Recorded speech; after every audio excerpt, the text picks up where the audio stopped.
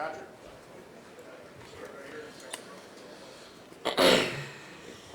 Patrick Mahomes, Jose Villalba from Multimedios in Mexico. Can you talk a little bit about your relationship with Travis Kelce? You have a lot of success together. His playoff numbers are incredible. Your combination with him, with you see Tom Brady and Rob Gronkowski. What do you think? You talk a little bit about where you guys are in terms of history and what has meant for your development as a quarterback. Yeah, it's been a great run, and I think it started. I mean, as the friends we became off the field, that we've become like brothers now. That relationship that we have is kind of translated on the field, and I know what he's thinking when he's out there. And I mean, he's one of the greatest, not the greatest tight end of all time. And so for me to just find ways to get in the football, and the way that he works, to get himself better and better every year. I mean, it's a special player that. Hopefully we can keep going for a long time because, I mean, he's a guy that you'll never have another player like him in your career. Hey, Patrick. So last week you had mentioned that the ankle was preventing you from really stopping with some of the pain. Where are you at, and how close do you feel like you are to just doing everything that you'd be able to normally do with the injury? Yeah, I don't think you'll know exactly until you get to game day. I'm definitely in a better spot. I mean, I definitely can move around better than I was moving last week or 2 weeks ago. And so it's just trying to continue to get the treatment and the rehab, and get to as close as I can to 100%, and then rely on some adrenaline to let me do a little bit extra when I'm on the field. So it's gonna be definitely better, more mobile, be able to move around a little bit better for sure, and then we'll see on game day how close to 100% I can be. Hey, Patrick, another question on Travis. Can you describe what kind of presence he has in the locker room? I mean, he seems like a vocal guy to us, but I just wondered if that's the case inside the locker room. And then also, what are the things that sort of prompt him to speak up, whether it's during the week, during the game, whatever it might be? Yeah, I mean, he's definitely a vocal guy. I mean, he's one of the main leaders in this locker room. I mean, one of the core guys that's been here for longer than I've been here, the whole entire run of really Coach Reed's run in the Kansas City Chiefs. And so I think he can be vocal because he's the hardest working guy in the locker room as well. And he's in the building. He's working his tail off. He's finishing every route. He's blocking, working on his blocking. I mean, there's times when he's not in, he's like walking to the side and he's like working on routes by himself. And I mean, whenever you have a guy that's one of the hardest working people, that's one of the greatest players of all time, then he is that vocal. He can be that vocal leader, and everybody responds because they know he's doing it the right way.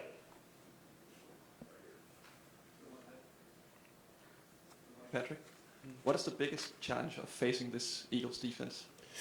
I mean, they're great everywhere, so it's hard to pick one. I mean, obviously, I'd probably say the defensive line just because, I mean, they're on a historic sack rate and the way they're able to get to the quarterback, and so everybody knows that everything starts up front, and so it'll be a great challenge for our offensive line to try to do what they can in the run game and the pass game of protecting and run blocking.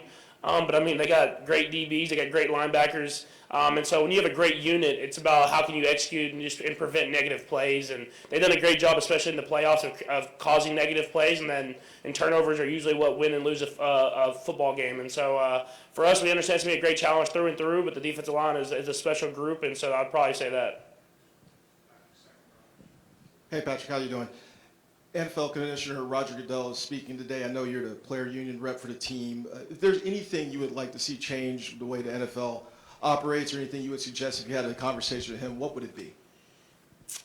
Man, anytime we can get more money to the players, I always like that, so I'd probably say that. Over here. Hi, Tandy Cherwith, Channel 8 TV. A question that we're curious about is, we know that you do like commercials and other things with your teammates and coaches. So my question is, what are your favorite activities to do with your other teammates and coaches off the field, and how does that translate in your relationship on the field? Yeah, so my favorite activity to do off the field with my teammates is golf. I like to golf in the off season. I don't golf during the season, but in the off season we like to get out there, and I've started to get more and more guys into it. And so it started off, I got Travis into it. And now I'm getting the offensive line into it, and it's not about how good you shoot. I think it's more about the camaraderie you have out there. You're out there for 3-4 hours at a time. If you're playing at a good speed, and you're out and you hang out with the guys, and you're competing, but at the same time you're just enjoying it. So I would say that's probably the main activity I do in the off season. Hey, Pat. Hey, Sammy from French Media. Thanks for having us on that Las Vegas Raiders game. We got Kelce having his podcast. We got B. Marsh in the house. Do you have two players in your locker room that would make a great podcast? Yeah, I would say Chris Jones and Frank Clark. I don't know if it'd be allowed by Ted over here, but they would definitely have the best podcast if they were allowed to have one. Great question. And I played with Frank Clark over here. Oh, yeah. What's up, man? What's up, man? I played with Frank Clark. That was a great choice. Before I ask you a question, Ted Cruz, I just want to say you're a legend. 11th season. You know, you guys are making a lot of history this week. But there's people like you that's really holding our game up. So I just want to say thank you for everything you've done for the game of football. All right, brother. So how you doing? Good, man. Good. All right, great. Rihanna came out and said that you are the greatest quarterback ever. Hearing that, how does that make you feel? It makes you feel great. She's gonna crush it at halftime. I have family members that I think are more excited about the halftime show than they are the game. And so whatever Rihanna says is like the gospel. So I'm glad that she went with me for that honor. She didn't. She didn't. I was just messing around. Oh man, you got me up here smiling and smoking. Okay. All right. My last question, and it's a serious one. What are you chasing? What I'm chasing is I never say I'm chasing a player. I'm chasing that I don't want to have any regrets when I step off this football field. And I understand how lucky I am to be in this organization. I understand how lucky I am to play with guys that are going to be Hall of Famers. And so when I look back at the end of my career, I don't want to look back and be like, man, I didn't give everything I have to win Super Bowls because of the great people I have around me. And so when I get done with my career, I just want to make sure that I know that I gave everything I had on that football field. Hey, Patrick. I know you won't be able to attend tomorrow night, but just what it means to you to be up for the MVP award as well as the Walter Payton Man of the Year award, how much those mean to you? Yeah, I think, it gives you a great appreciation of this sport, man. The hard work you put in every single day and playing the last few years and not being up for the award, I think it gives me even better appreciation, man. It's something like at the end of my career, like we were just talking about, I want to look back and say, man, like I was able to win the MVP once and hopefully have a chance to win it again this year. And then even more importantly than that, the Walter Payton Man of the Year. It's something that it takes more than just me. I mean, I have so many people that help me with my foundation to help run it, and you want to get back and make Kansas City a better place than when you got there. But it speaks to the people I have around me and the community that I live in that I'm able to give back to Kansas City so much, and I would have the honor to be even up for this award. Hi, Patrick.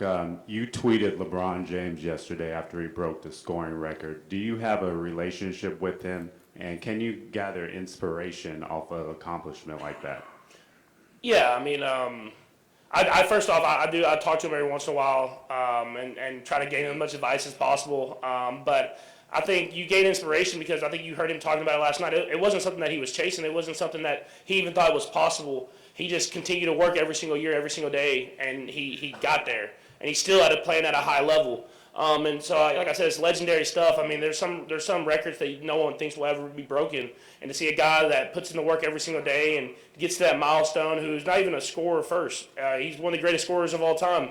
And he has the most points of all time, but he's not even a scorer. He just continues to work and try to win championships, and he's able to reach goals that I don't think anyone ever thought were going to be broken. Morning, Patrick.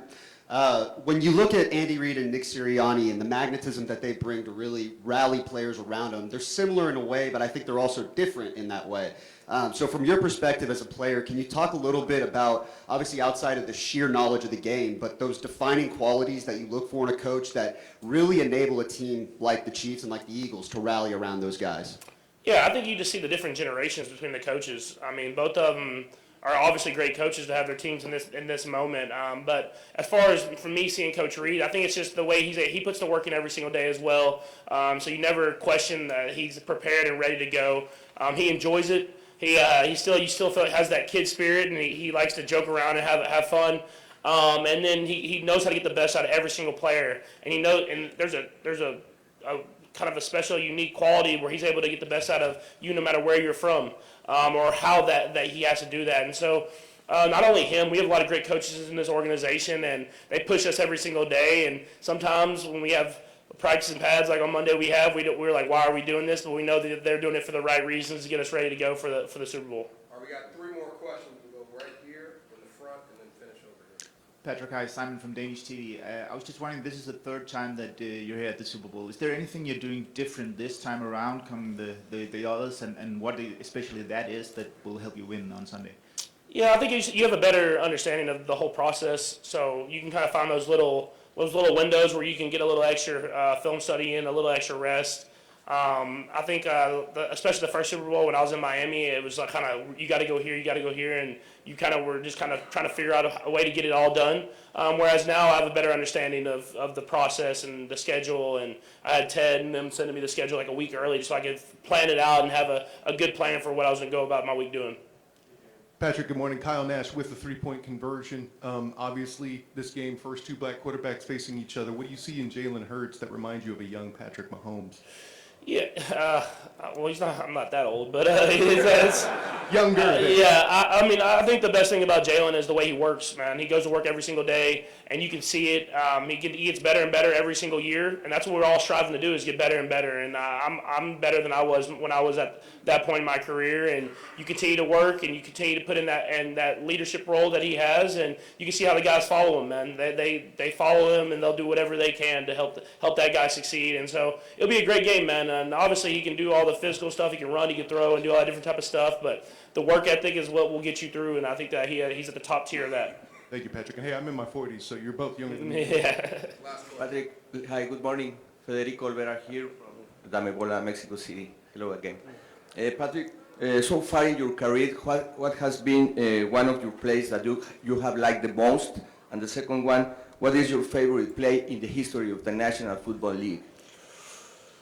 I would say my favorite play in the history of the National Football League. I would probably say the Franco Harris play. I was watching it obviously with this last year and him passing away, and how special that moment was. You get a better perspective when you realize what the scenario was, and obviously I didn't see it, and I wasn't allowed to see it. But I saw, like, you see highlights of it. You're like, oh, what a sweet play. But this last year, seeing the significance of it and what part of the game it was and how it took them on to that great run that they had in the Steelers organization, I'd say that's probably it's one of the greatest plays in the history of football. And then my favorite play, it's got to be Wasp, man. They helped us win the Super Bowl, so I would say that's probably my favorite play of my career.